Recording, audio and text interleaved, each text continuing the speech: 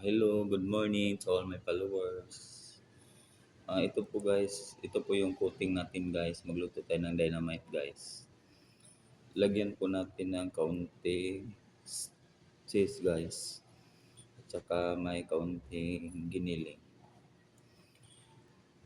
Ito po yung ginagawa ko guys. Dynamite guys. Masarap to guys, pampulutan guys. Just palihog sa mga Bisaya dyan. Please subscribe my YouTube channel, Giovanni Datoy the Vlog.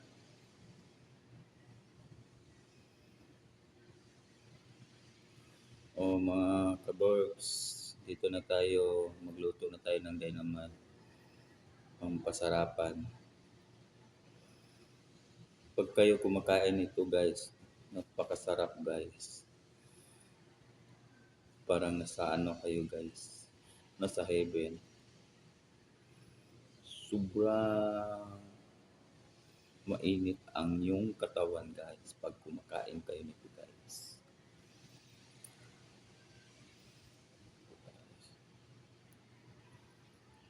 Nagkukutin po ako guys. So guys, dynamite guys. Ubos na po yung lumpia wrapper ko guys. Kaya maghintay po kayo sa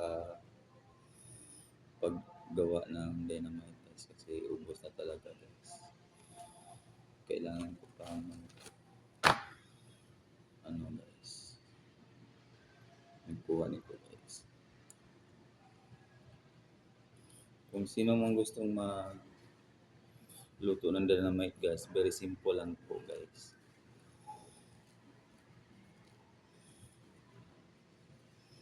Apat lang po ang ingredients nito guys. Yung dahon na siling green at saka giniling. Tapos ito guys, lumpia wrapper guys. At ito guys, cheese.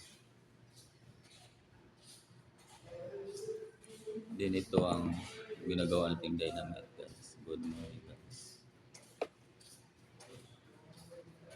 Good morning guys. Ito po yung ulam namin pang umagahan guys. Pansit with broccoli guys. Then may kaunting baby corn. Dinilagyan ko po ng Baguio beans at saka yung karne at saka liver po ng baboy guys.